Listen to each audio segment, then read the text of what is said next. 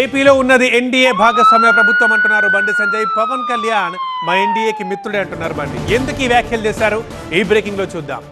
కొండగట్టు ఆలయానికి పాదయాత్ర చేస్తున్నారు ఇవాళ బండి సంజయ్. ఈ సందర్భంగా మాట్లాడారు. కొండగట్టు ఆలయాన్ని ప్రభుత్వాలు పట్టించుకోలేదు అంటున్నారు. 10 ఏళ్లు ఉన్నవారు ఇప్పటి ప్రభుత్వం కొండగట్టు అభివృద్ధిని పట్టించుకోలేదు.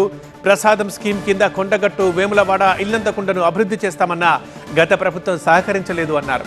కొండగట్టు పాదయాత్రకు రాజకీయాలతో సంబంధం లేదని చెప్తున్నారు బండి సంజయ్.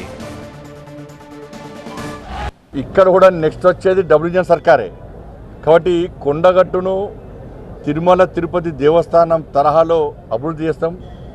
అక్కడ దీక్ష చేసుకున్న స్వాముల దీక్ష విషయంలో కానీ, మాల విరమణ విషయంలో కానీ, ఆంజనేయ స్వామి జయంతి సందర్భం కానీ, ఇతరత్ర విషయంలో కానీ, మంటపం కానీ, నిరంతర భోజనశాల కానీ, అక్కడ గిరి ప్రదక్షిణ విషయంలో కానీ, నీటి సౌకర్యం విషయంలో కానీ, కళ్యాణ మండపం విషయంలో కానీ, గెస్ట్ హౌస్ల విషయంలో కానీ, అన్ని విషయాలు ఒక బ్రహ్మాండమైన ప్లాన్తో మేము ముందుకు వస్తాం.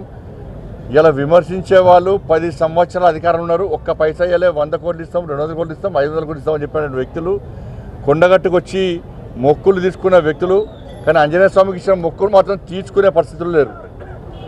ఈ ప్రభుత్వం వచ్చి 2 సంవత్సరాలే ఒక్క పైసా ఇవ్వలే. కాబట్టి అక్కడ ఇచ్చింది ఎన్డీఏ ప్రభుత్వం ఇచ్చింది, ఎన్డీఏ ప్రభుత్వం ఉంది. ఇక్కడ కూడా నెక్స్ట్ ప్రజలు అదే కోరుకున్నారు, డబుల్ ఇంజన్ సర్కార్ వస్తేనే ఇవాళ కొండగట్టు కానీ అభివృద్ధి చెందుతాయని చెప్పి ఒక ఆలోచన రావాలి. తప్పకుండా మేము దానికి అన్ని రకాలుగా ఒక ప్లాన్తో ఉన్నాం.